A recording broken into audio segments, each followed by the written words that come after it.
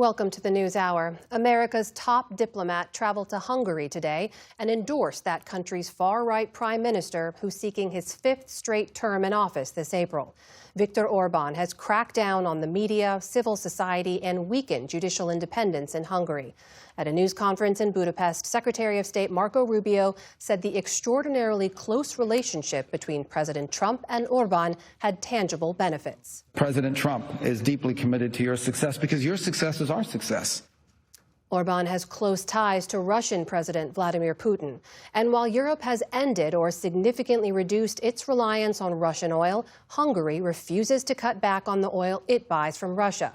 President Trump has exempted Hungary from U.S. sanctions for those purchases. Rubio's meeting with Orban came after the Secretary of State addressed world leaders at the Munich Security Conference this weekend.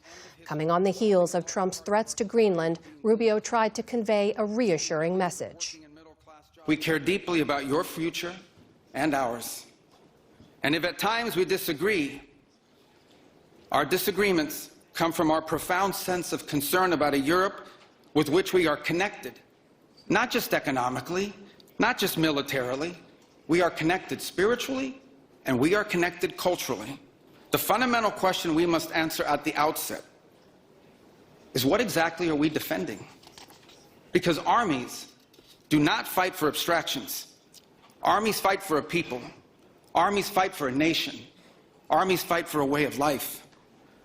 And that is what we are defending. A great civilization. Acting together in this way, we will not just help recover a sane foreign policy.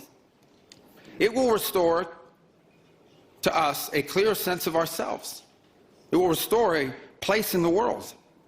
And in so doing, it will rebuke and deter the forces of civilizational erasure that today menace both America and Europe alike. After the Secretary's speech, Nick Schifrin, who was in Munich, spoke to two senior European officials to get their reactions, beginning with the Minister of Defense for Belgium, Theo Franken. Defense Minister, thank you very much. Welcome to the NewsHour. You've described this year already as a storm.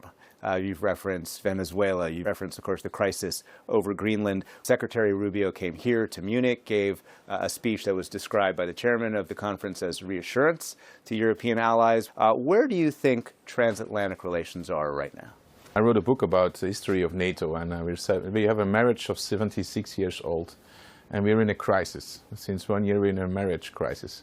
And then you can, I'm married for 20 years, and sometimes you have a fight, and we had some fights the last couple of months, certainly on Greenland, we had a big fight.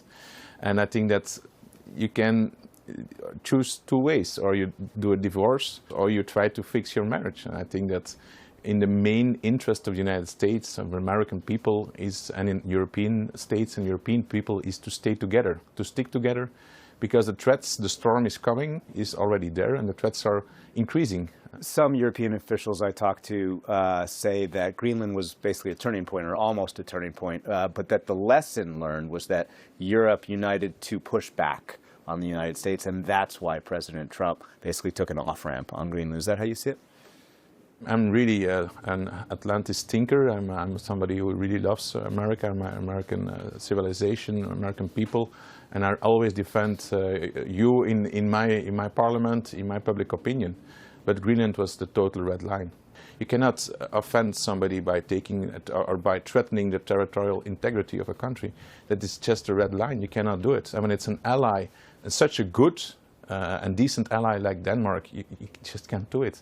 So yeah, the pushback was really, really well coordinated, and I hope, I don't know, but I see that the reaction now is like appeasing and saying, okay.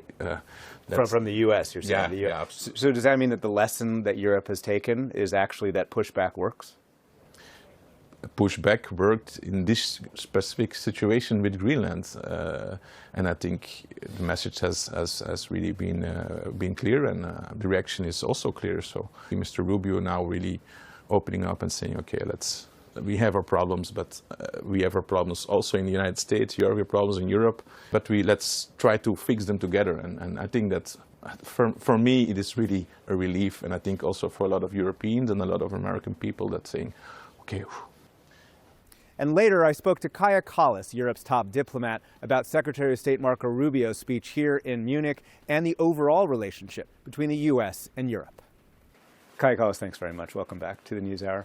Secretary of State Marco Rubio, in his address to the Munich Security Conference, said this of the United States and Europe, quote, "Our destiny will always be intertwined with yours, and we want to do it together with you, our oldest allies and our cherished friends." But his agenda that he laid out, including stopping immigration that has caused what he called European civilizational erasure, and eliminating, quote, "the global welfare state and the climate cult." The chairman of the Munich Security Conference said he was reassured. Are you? The tone was different, that's for sure. From Vice President Vance last year. Yes, and also, I mean, there were some positive messages, exactly. I mean, we want to do this together with you. We have always been together, and we will be also together in the future. So that is the message that we heard. We don't always see eye to eye on issues, and we still think that, if you're worried about migration, you should be also worried about the climate change, because, people will have to leave their homes because they can't live there. So, these are the debates that we definitely don't always agree. But I think in the bigger picture, the security issues, the message to us that we want to work with you, I think it's important. It does seem, though, that some European concerns that already existed of the Trump administration certainly crescendoed after the Greenland crisis. And I noticed that French President Emmanuel Macron used a phrase at the Munich Security Conference. He said, quote, "We will de-risk vis-a-vis all the big powers in order to be much more independent." He did not say de-risk from China, right? That's the phrase he used, clearly implying the United States. Is Europe de-risking from the United States, and what does that look like? I mean, we are strengthening our defense. We are really trying to get over our dependencies, because dependencies make us vulnerable and weak.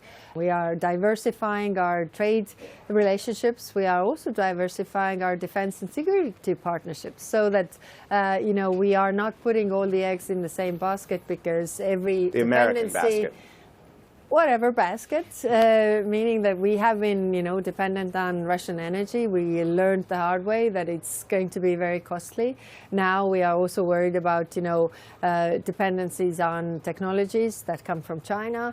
And of course, in terms of security, we have been dependent now also on United States, and we are doing more to be more independent when it comes to security. One of the examples of perhaps Europeans thinking about de-risking from the United States is a conversation about nuclear deterrence. We heard from the Chancellor of Germany, Friedrich Merz, saying openly that he was talking to France about perhaps extending their nuclear deterrence to Europe. I've talked to other foreign ministers who are certainly talking about that. Is that a sign that Europe does not have faith in the U.S. nuclear deterrent? These discussions are out there. I don't think it's good for the overall peace of the world, because these are very dangerous weapons. Not a good idea to even have the discussions, or are you saying not an idea to extend nuclear weapons? Yes, I think, the discussions are there. It's always good to have discussions. What are the options, really?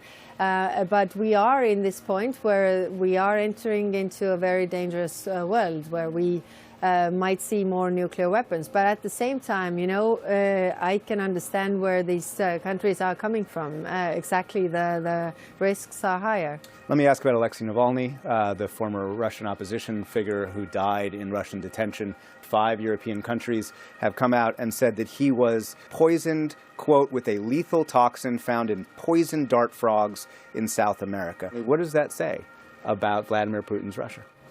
Well, it says what we have always known. I mean, it is literally dictator's handbook. I mean, how you remain in power is that you eliminate all the potential competitors. You keep the oligarchs and the power structures happy, and you are staying in power. So that's very clear that he's operating like this. He's killing his own people to stay in power. And finally, on Ukraine, European intelligence officials here briefed reporters and said that Vladimir Putin is not negotiating in good faith. U.S. officials, as you know, believe they are making progress. Who's right? We see a strong push for peace, but it's one-sided.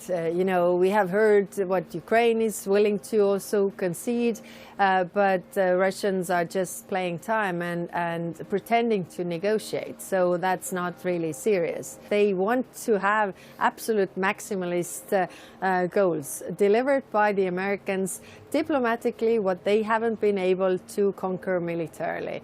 I don't know where this belief comes that actually there's progress made.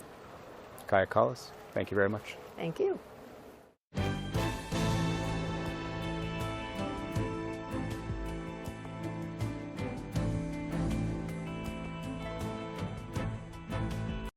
Support journalism you trust. Support PBS News. Donate now, or even better, start a monthly contribution today.